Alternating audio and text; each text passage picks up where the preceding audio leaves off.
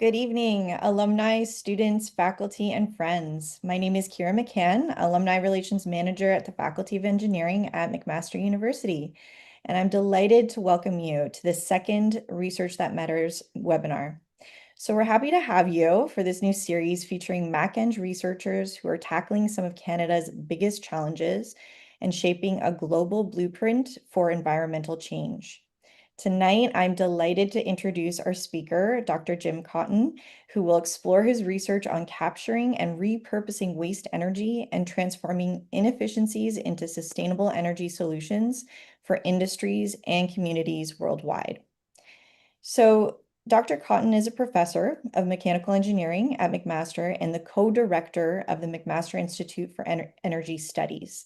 He's widely recognized as a leading expert in thermal energy conversion, energy harvesting, and community scale energy systems.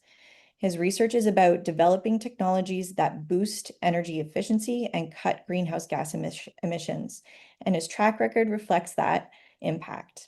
So Dr. Cotton has authored more than 100 peer-reviewed papers, holds multiple patents, and brings deep real-world insight from his years at Dana Corporation, where he led advanced thermal management research for automotive and fuel cell systems. Dr. Cotton is the founder and CEO of Harvest Systems, a McMaster spinout that commercializes waste heat recovery technologies. One of the team's notable achievements is capturing excess heat from commercial gas appliances, significantly reducing energy use and emissions in restaurant operations.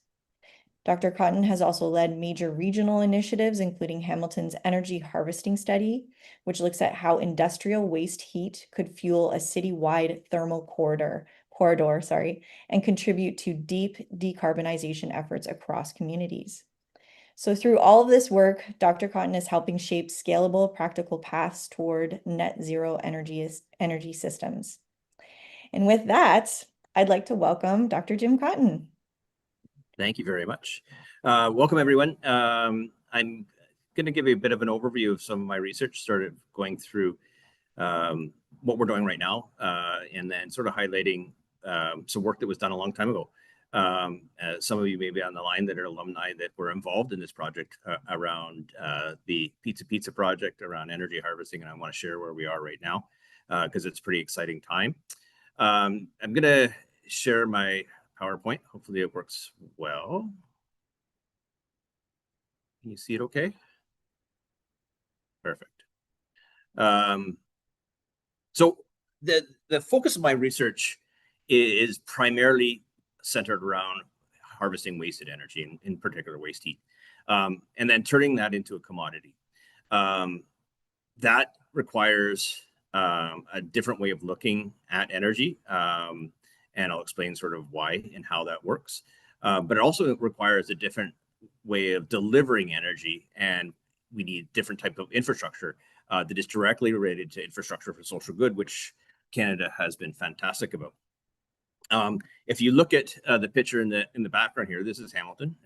You remember we used to have 2 steel plants. We now have 1.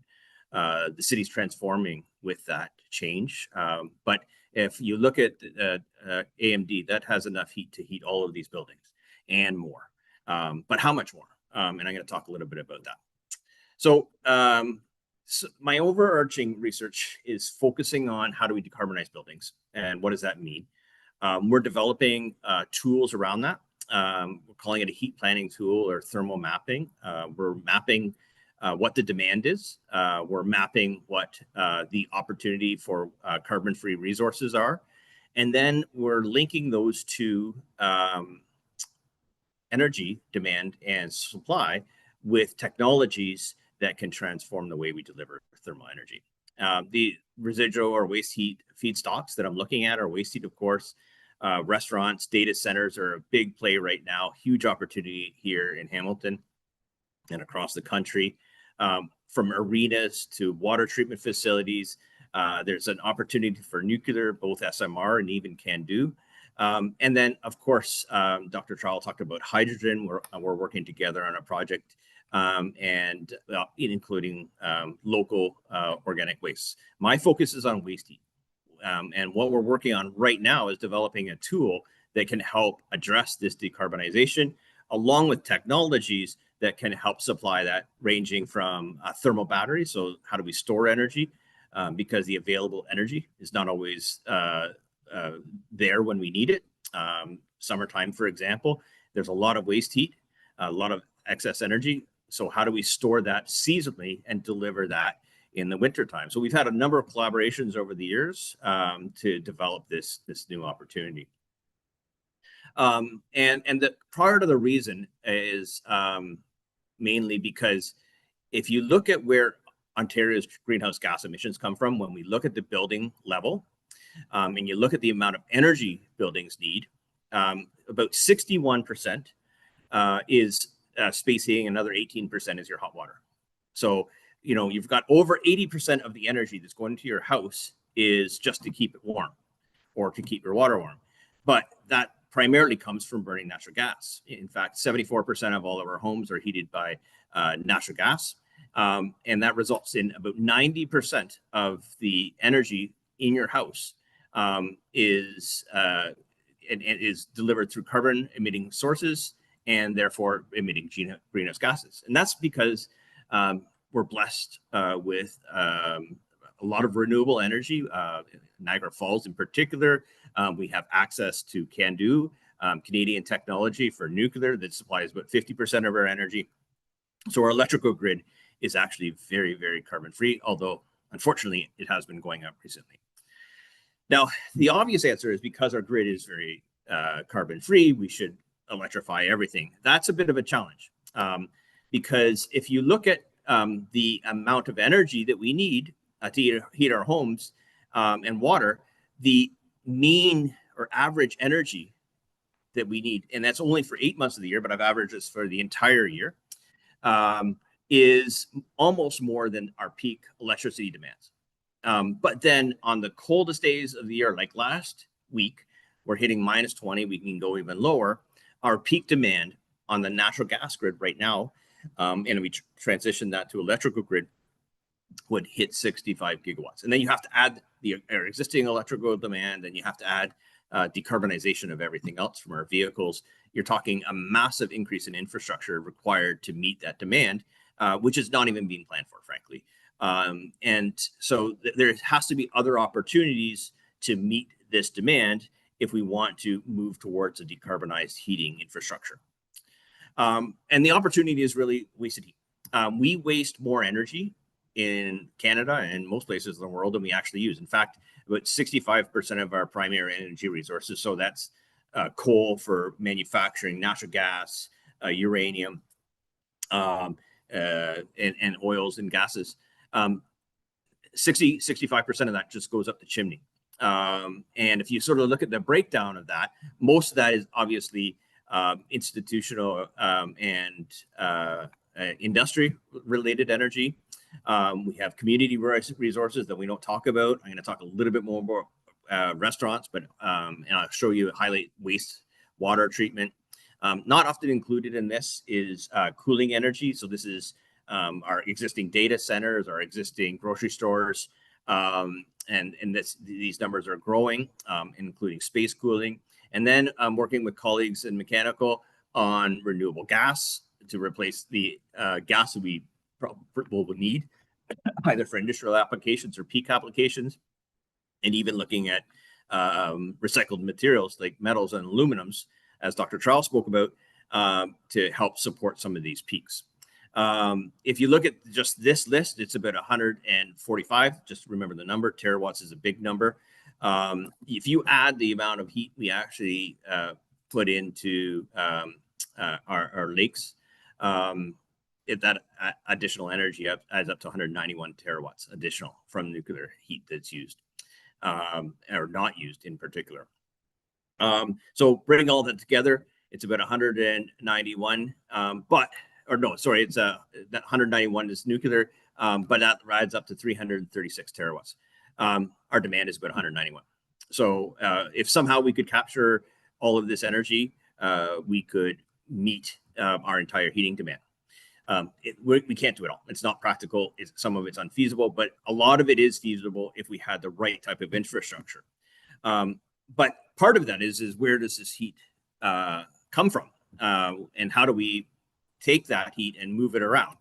So what we've developed is a GIS-based mapping strategy where we've identified through different open source data, geomaps, and our partnerships with Hamilton, the city of Burlington, and Halton Hills.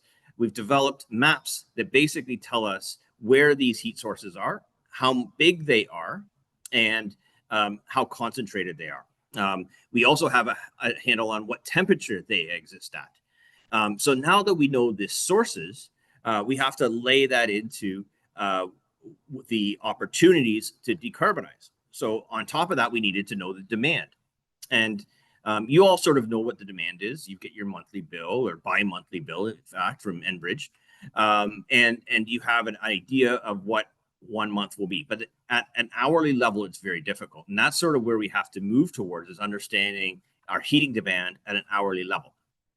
Unfortunately, that data doesn't exist like it does for our electrical demand, because some 20 years ago, approximately, we started introducing smart meters into our electrical grid, and we have about 15-minute resolution on how much electricity we use in our households. We don't have that information necessarily for all of our buildings in our province. So what you're seeing is here is Ontario, and what we use is a combination of open source data, so census data, government NRCan data, GIS mapping, and then LiDAR, which is all publicly available data. So we can actually regenerate the shape of every building in the province, pretty much. These are the buildings in Ontario. You take that, you understand what the age of construction is.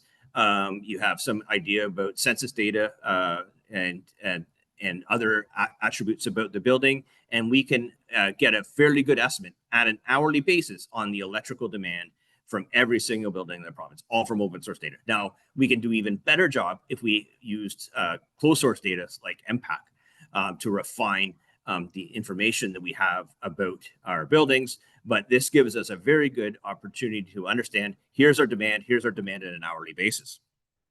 So we got our supply, we got our demand. We do an energy balance, thermodynamics, if anybody took my course. By the way, they're writing it right downstairs right now, the first midterm. And the first thing I teach everybody in that thermal class is how to do an energy balance. It's like an accounting book. You have to balance your books. Well, this is balancing the available energy in the community to the demand. And the areas where you see green is areas where you actually have more energy available than you have demand in those pockets.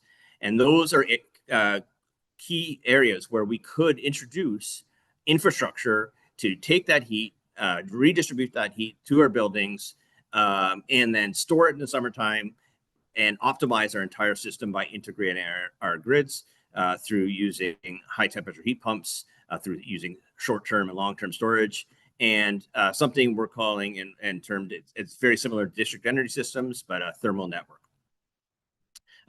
So what is a thermal network? It's sort of represented by this cartoon where you have pipes, and it'll be a hot water pipe. Sorry, I'm advancing. You have a hot water pipe and a cold water pipe, the return pipe. You harvest the energy from your grocery stores, your arenas, your industrial applications, your cooling applications. You have an energy management center within your community that sort of manages and figures out where to take that energy. Should we store it in short term? Should we store it in long term? Maybe that has some type of combined heat and power system integrated into that plant, depending on the needs of the community in terms of resiliency, in terms of resources in that community. Maybe it stores it in seasonal storage in the borehole, but eventually it delivers it to the community.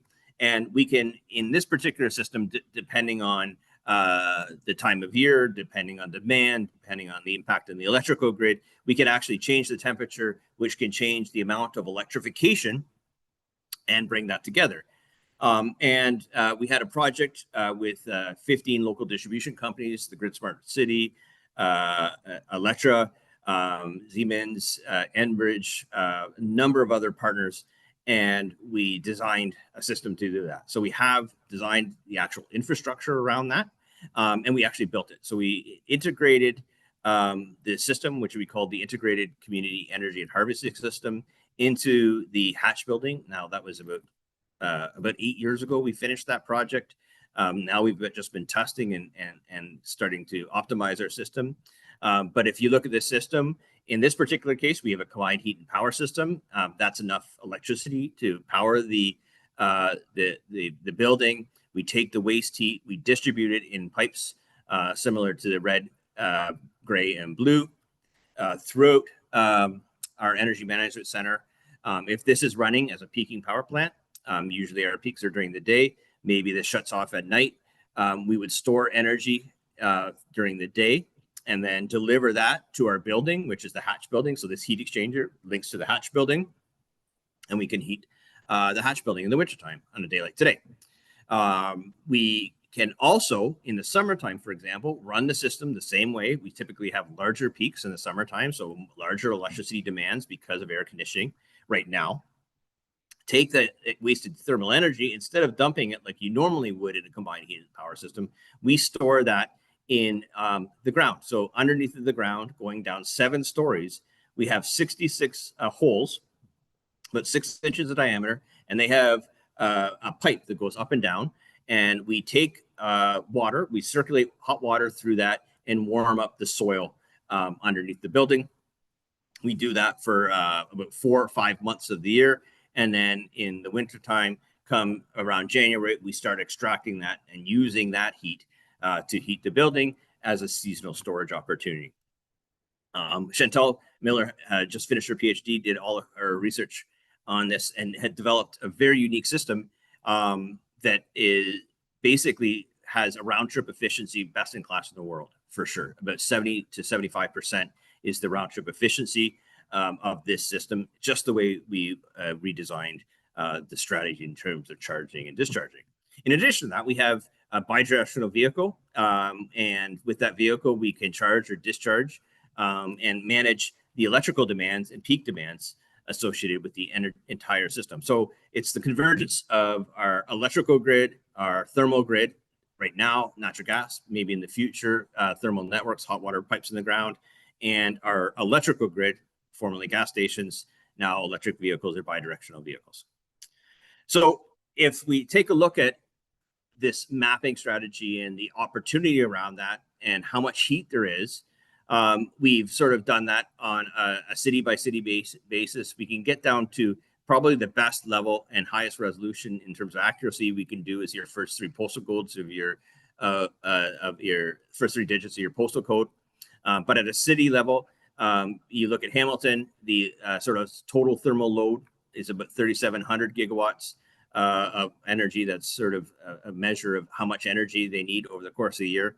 The waste heat dumped, because this is a heavy industry town, steel town, is about 9,000 gigawatts.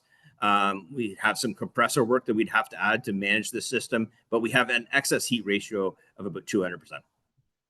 Burlington, it's more of a corporate type city, small and medium enterprises, less industry, does not have a lot of industrial waste heat. So it is in an energy deficit. Whereas Halton Hills, now you wouldn't expect it, but Halton Hills has a natural gas cogeneration plant there. And so although it's very efficient, there's still a lot of waste heat. So again, they have 300% excess energy in that community. Of course, not all of this is harvestable, but significant portion is, in fact, probably close to 50% is. And then if we start to think of, well, what could we do? Well, we could do thermal corridors. If you look at Switzerland, for example, they have systems that are related to nuclear combined heat power that run over 100 kilometers. So transporting heat through pipes over 100 kilometers, you can easily do, and they come in pre-insulated pipes. So our next step that we're working on, I have 2 students right now actually mapping out where these pipes should go. How do we connect our supplies and demands and map that out? And we're using a number of GIS strategies, taking existing infrastructure from our roads, our pathways, our piping corridors for our wastewater lines, our service corridors like at McMaster University, and finding the optimum pathway to deliver this energy and how we could share that. And I'll come back to this, but McMaster has a huge opportunity because, as many of you know, we have a nuclear power plant on site. It's not to generate electricity, but it's for isotope production and research. But it does represent 5 megawatts of thermal energy pretty much 24/7, or it will be 24/7 thanks to some new funding that McMaster just raised to expand operations. So we have this big opportunity at McMaster. Every community has this same opportunity, and our goal is to try to showcase that to our communities. One area that we've looked at is now that we have the tools to assess existing infrastructure, can we forecast what's going to happen when you build a new community? And this is a proposed community. I think it's changed and probably will change from the drawing board to what it will eventually look like. But on basically the corner of Appleby and Fairview Street, there's the opportunity to build a significant community, 25,000 people. And there's about 20 towers right there.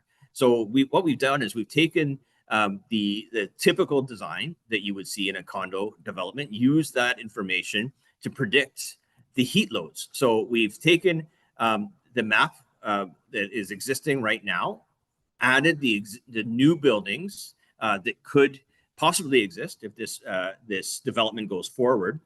And then we're able to predict the electrical and heat load for this new area. And we can do this very quickly.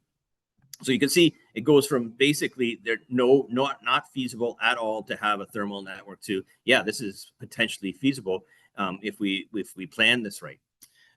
So we've taken that information and it's okay, there's an opportunity. Now, the only problem is there's a lot of heat load and there's not a lot of heat supply. There is a small arena next door and a processing plant, but really there's not enough. But what happens if we start thinking differently? What if we added a data center in this area? We could be integrated within the community. It could be separate. It could be buried. And what happens if we know exactly what the heat load is? Well, guess what? I can exactly size the data center to match the demands from the community. So now you can start thinking about symbiotic development opportunities where you place systems that have demand with systems that have the opportunity to supply. And of course, this data center will make its own money, but it will not just give the heat away. It'll have the opportunity to sell that thermal energy to the thermal network at a cost that's probably on par, if not a little bit less than natural gas, depending on how we set up our systems. So a lot of this research has led to well, what about McMaster? And with the support of an advancement, we last year applied to the Scotiabank Climate Action Program there. And we were awarded one of, I think, 11 applicants that won that award. And it's really to amplify our research, to focus and strengthen our public engagement for presentations like this. But even more, we want to really develop that communication strategy to our local politicians, to our provincial politicians, and federally, of course. And also, we want to start moving towards the direction of, can we do all of this at McMaster? Can we develop a first of a kind living lab? The whole campus is a lab. Can we decarbonize our campus using these type of strategies and this type of infrastructure? We have already built it. We know it works. What we want to do right now is build the operating system for it, which we call a digital twin in academia, but really it's your Windows operating system and optimization. But we want to use our existing infrastructure, our nuclear reactor at McMaster, 5 megawatts thermal energy. We have our cooling towers that just dump energy. We also have our combined heat and power plant that's not using all of the energy because it's a steam system. What could we do if we started to capture that energy and then say, okay, well, what if we scaled that across campuses? What if SMRs in the right range come online in the next 10, 20 years to service our campuses, and not just university campuses, but any type of community campus? If you think about it, here's our reactor. Anytime I see heat, this is what 5 megawatts of heat. Well, actually, this is 3 megawatts right now. We haven't done the upgrades, but you can see this is 3 megawatts of heat. In the background, you can actually see another chimney. That's our cooling towers dumping thermal energy as well. You develop a system where we develop our energy management center. We integrate other things if we wanted to, like our own water systems, hydrogen production, generation to help manage our peaks, looking at sustainable farming applications integrated into our storage. And you're starting to see this opportunity for a number of different faculty, a number of different types of industry partners, a number of different community partners coming together and developing the campus of the future. This campus is not just for us, it's not just a demonstration project, it's a commercial entity that you want to be able to show not just the technology, but you want to show the policy application. So I have partnerships with Adrian Davidson and Robert O'Brien in the policy, looking at the economics associated with these systems and how we would figure out how to pay for them, because they're not going to be cheap. But neither was our electrical system or our natural gas infrastructure. If you look at the opportunity for energy, we can meet a significant amount of our energy, but a lot of that heat is dumped in the summertime. So how do we store that? So we're discussing maybe we have a full seasonal storage opportunity somewhere on campus. It could be in a parking lot. It could be right in the center, very close to the reactor. But then you integrate that thermal storage, you capture that energy, and we're decarbonizing over 50% of campus. And that's just from the reactor, not including the cooling towers, not including our data centers, not including our restaurants. So if you went back to our mapping, one thing you'll notice there's an awful lot of restaurants. So if you look at the opportunity around restaurants or the challenge around restaurants, I want to introduce you to what about 50 students worked on, graduate students, undergraduates, from about 2011 to about 2018. And this became Harvest Systems Incorporated, our spin-off company. Essentially, our focus in Harvest is to turn waste heat into franchise savings, to focus on the affordability. I bet you most people this month haven't gone out to a restaurant. It's January. Restaurants are hurting right now. In fact, 7,000 restaurants closed last year in Canada. That's happening everywhere in the world. And it's because of our affordability challenges, especially around food. So what do they have control over? They don't have control of the price of food. They don't have control of the price of rent, but they could control their own energy. And what we've introduced is trying to help them understand that 90% of the energy in cooking processes from an oven, or 50% of that energy from a fryer, goes up the chimney. One restaurant has enough energy to heat 6 homes. A pizza restaurant can't use all of its waste heat. And at the same time, they're bringing in energy to heat their hot water. They're bringing in energy to heat the building, and usually it's natural gas. And these utilities are rising for the last 20 years, on average, between 4 and 5%, and this year actually even higher. So what happens if we increase the efficiency from 10 to 50%? We've done that. We've shown that. What happens if we increase fryer efficiencies from 55 to 85%? Well, you end up with a system that can pay back itself 2 to 3 years. We can actually get that 1.5 years in the United States, because their energy prices are so much higher. We almost have zero OPEX, 12% increase in profit. We can generate electricity. We store at high temperature so we can do direct sanitation. But ultimately, we introduce a system that can be paid for in a reasonable amount of time, or leased, and we set up those partnerships to deliver that energy and save money, increasing profits for that customer, or offsetting some of their other rising costs.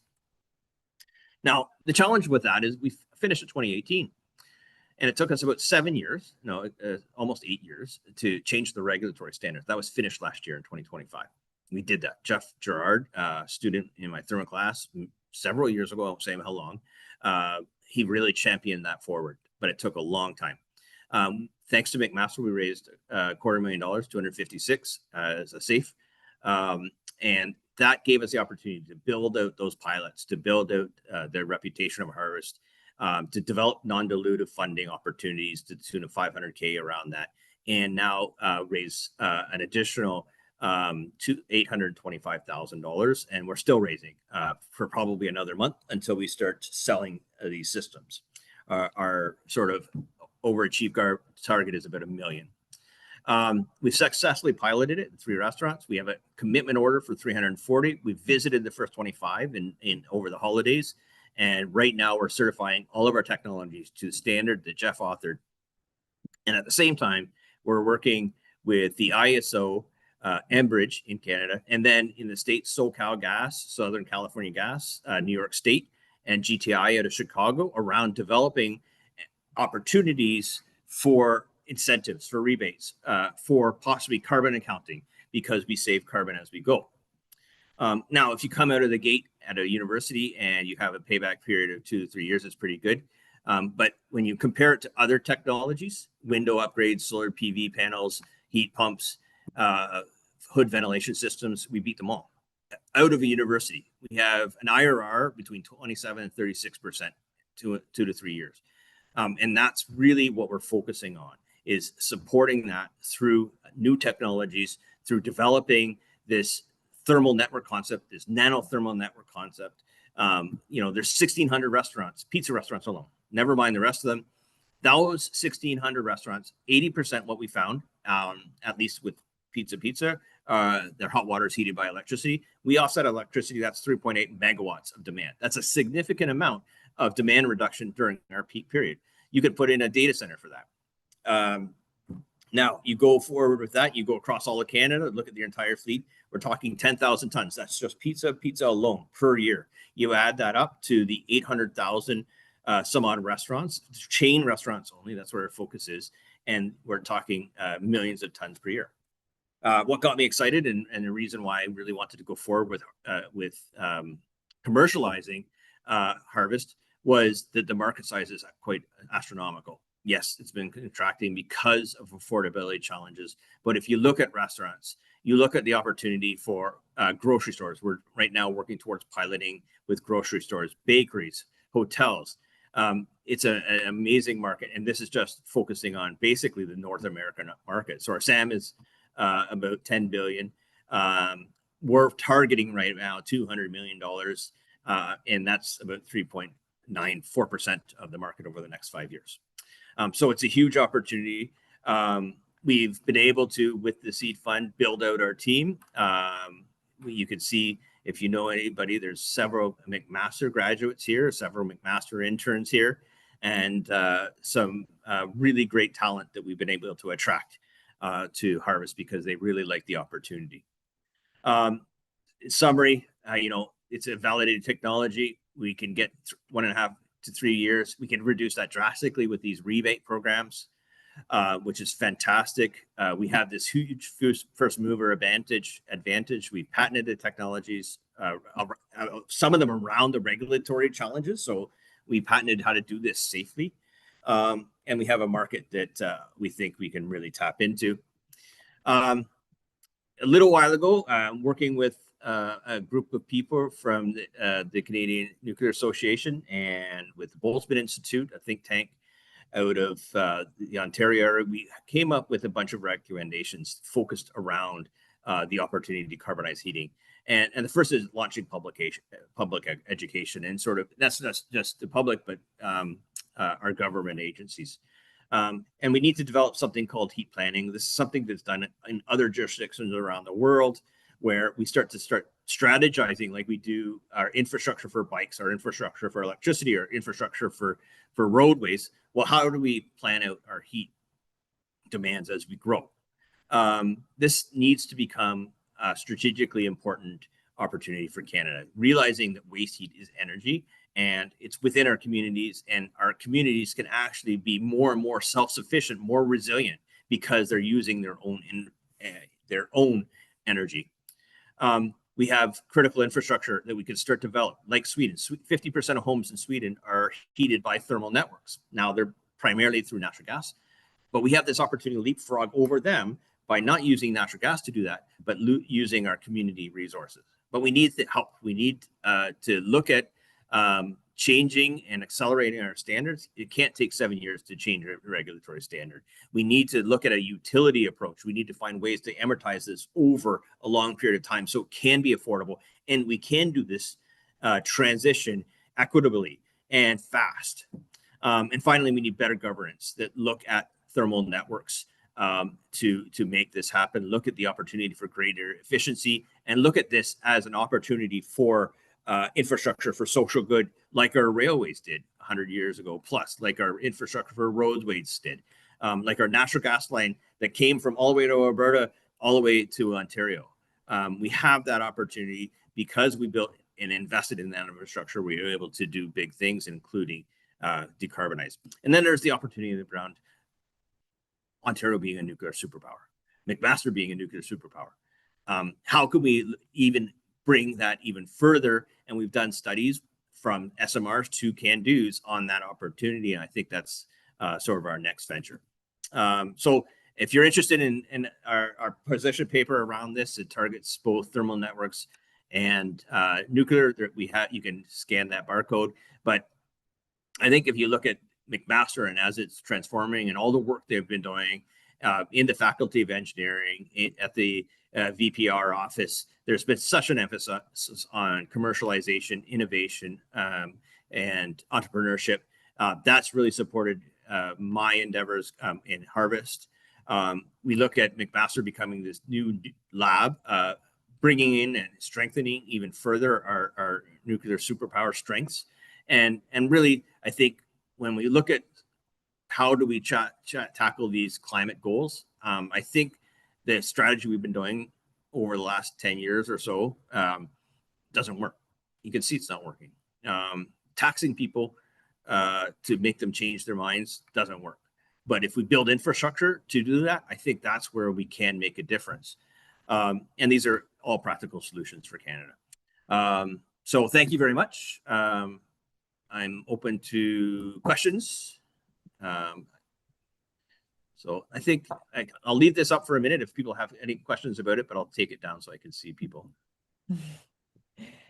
Thank you so much, Jim, for that very insightful talk. I learned a lot, and I'm sure our audience has as well. So now it's and we have a lot of time to take your questions. So please feel free to submit your questions. We also have some pre-submitted questions, so perhaps we'll start with those. So the first question here, Jim, why is this field not exploding with action, or is it? Um, so I think that it is in different parts of the world. So I think people are starting to recognize that there is opportunity around that. You know, there's arenas that are taking heat from to heat communities. There's nuclear reactors in Switzerland, in Russia, in China that are heating communities. So it's happening. I think here in Ontario, we've been blessed and cursed with relatively inexpensive natural gas. We have an amazing supply. We were innovators in shale gas development and discovery. We developed the infrastructure to supply 74% of homes. So it's very difficult to displace something that is very resilient, that is very cost effective, and it's been done very well for Ontario. So I think over time that transition can happen again. This didn't happen overnight. If you think about the pipelines that took 30 years to build that type of infrastructure, that infrastructure is not going away anywhere. But maybe it can be refocused on higher purpose applications like industry. There is opportunity for greener gas. I don't know if that's the right word, but I think that's the word that they do use it at different utilities. But I think that going forward, you're going to see that because and as gas prices go up, and it's going to go up because of compressed natural gas and demand, population growth, and maybe some things that are happening south of the border, that you'll see that the opportunity for displacing expensive energy with community energy is going to be more and more popular. Thank you for that. We do have a question that was submitted live here from Bob Farkas. So, in your network concept, how are you building in resiliency, i.e., mitigation, single points of failure, providing bypass, backup, or redundancy? I believe. Yes, there we go. Yeah, that's a good question. I think first off, you can't rely on a single point of a source. You're 100% right. Like if we relied on Stelco and ArcelorMittal Dofasco as point sources, we'd lose 50% of our heat supply several years ago, right? So the concept of many to many is number one. The number two is thermal storage. So I think if we balance out the combination of thermal storage, especially high temperature thermal storage or seasonal thermal storage, we can look at dealing with that resiliency.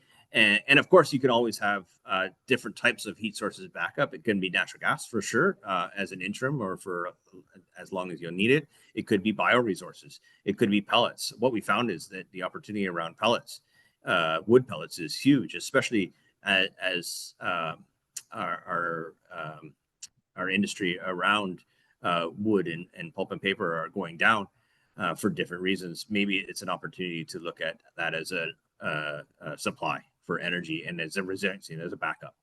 But I do think that these systems do last a long time. Yes, you see pipelines break in Calgary, for example. We've seen that a couple of times, 50 years later down the road. But typically they last close to 100 years. Like Hamilton has 100-year infrastructure on our water networks. And really that's what that is. It's a water network. I hope that answers the question. Awesome, thanks. We have another one from Elizabeth Wells. So you mentioned distances of up to 100 kilometers, given that some of our industries are far from large urban centers, thinking Nanticoke, Bruce Nuclear, and the mines up north. What kind of opportunities do you see for long distance thermal transfer, or is it more efficient to focus on local networks for now? I would absolutely start with the local networks for sure. But there is opportunity for long distance thermal networks. Like the one, we could follow the electrical corridors that exist from the places you spoke of. Bruce may be difficult, but there may be areas that are close to Bruce that you could transport it. Bruce was a combined heat power system. It used heat for heavy water production years ago. So it's not impossible to do that in Canada either.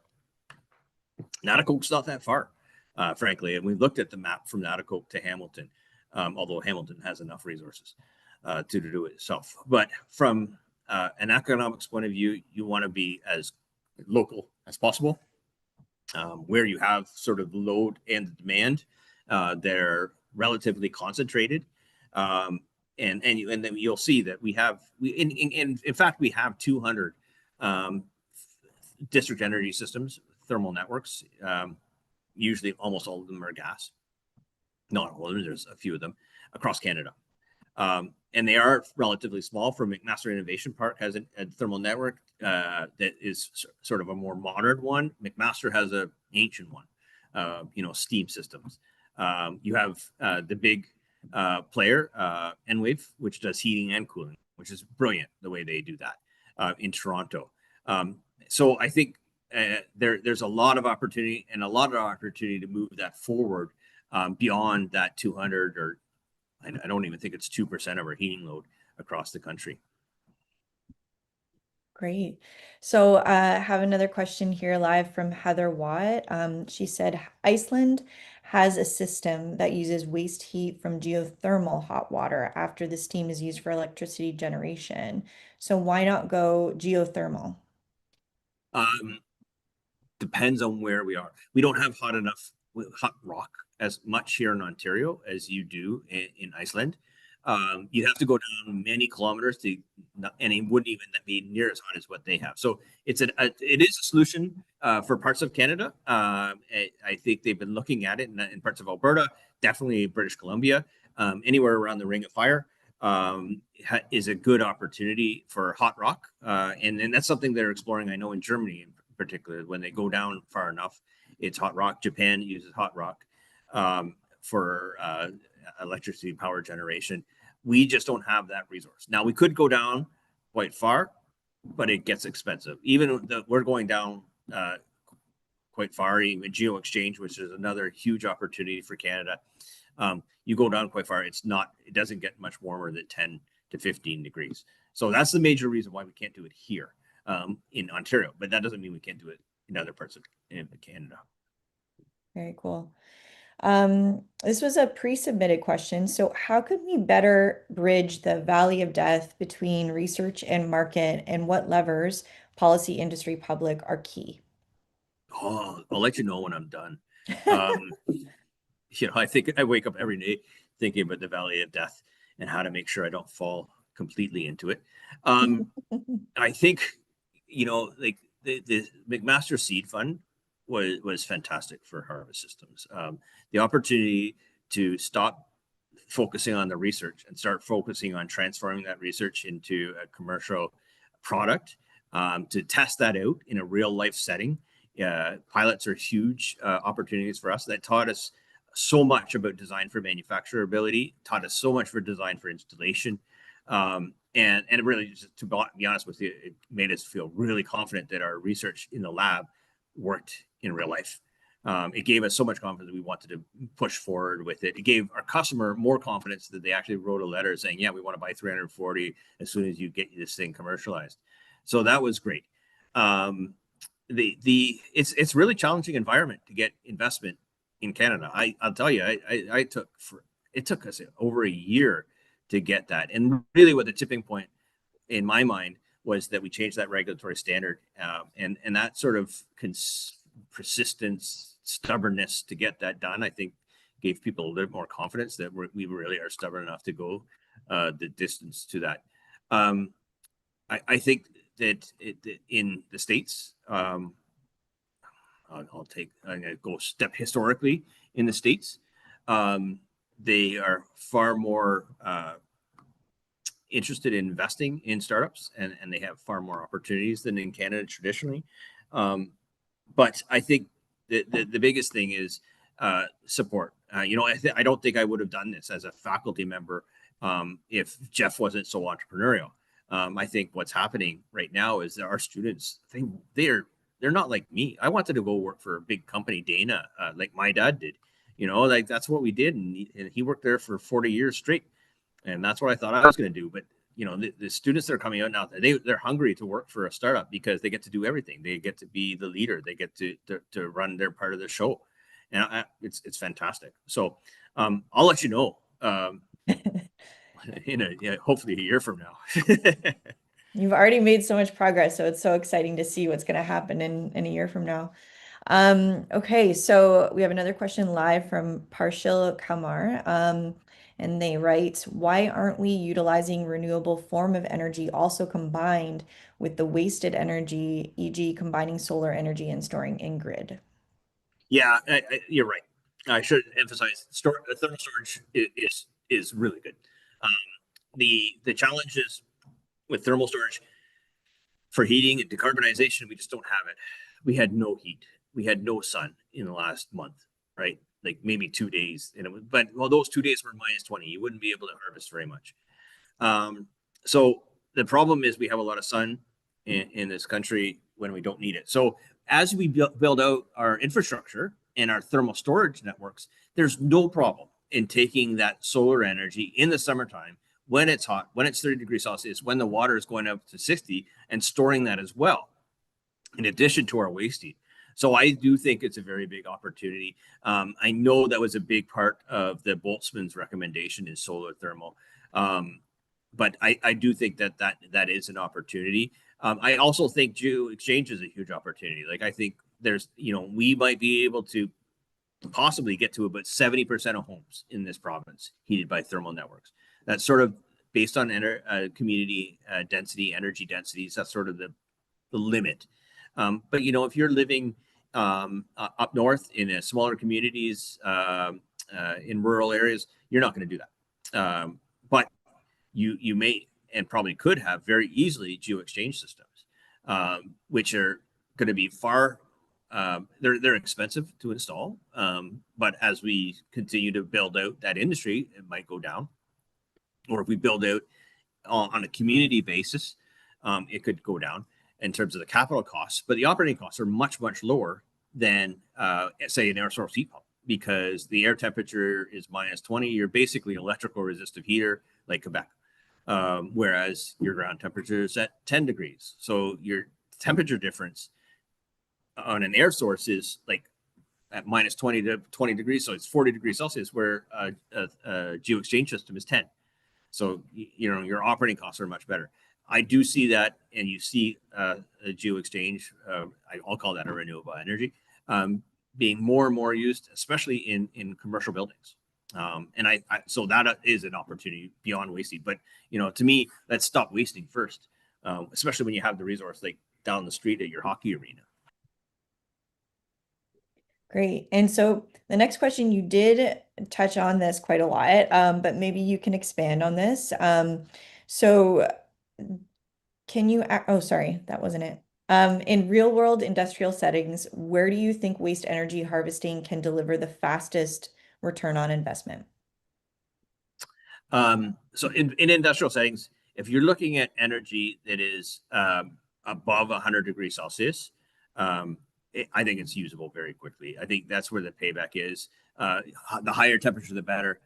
That's why we're doing well. That's why our infrastructure costs are not that high at Harvest Systems, because the exhaust temperature of an oven is 350 degrees. Yeah, it's 350 Celsius. So it's really high temperature. By the time we get it, it's 300. We cool it down to 100 to keep it moving. You know, our fryers are even higher. So if you have that really high temperature energy, you can make your infrastructure, your heat exchangers, your storage much smaller. And when you make that it's smaller, it costs less. And the other thing is, I would say, if it's something that's repeatable. The reason why we went after restaurants is because all ovens look the same. All fryers look the same. All griddles look the same. I don't care who makes them. They all look the same. So we basically made our system that is basically Lego. So we have 8 Lego pieces for a pizza oven. We have 2 Lego pieces for a small Pico French fry fryer. We have 3 Lego pieces for a chicken wing fryer. And basically it clicks together like Lego. And I learned that from Dana. You know, you make it cheap, make it modular, so that you're not having a new design and for every single one. Sometimes you have to stop the engineers from engineering stuff because they never want to stop. And we've had that conversation many times at Harvest. It's like, no, we're good, yeah, we're good. We'll fix it later, right? And finding that sort of repeatable heat pattern is key. Bakery. That's why we're saying bakeries, grocery stores. You know, like anything that's repeatable, I'm after. Yeah, awesome. So you've been very generous with your time. I have one last question for you here. What types of refrigerants are most promising for high temperature heat pumps, and what are some commissioning challenges seen? Okay, so I'm gonna stop sharing for a second because we have one of my students is doing an entire master's thesis on heat pumps. So we've talked about them quite a bit, and the challenge is now with the phasing out of our current refrigerants. There's a bit of a challenge, but depending on what temperature you call hot, so say 120 degrees Celsius maxing temperature. We found a number of different ones. So if you want to contact me directly, feel free. I can give you the links to these papers. HCFO 1233ZED. So I'm getting a little bit technical. There's a good paper that sort of goes through these different ones, but they are low.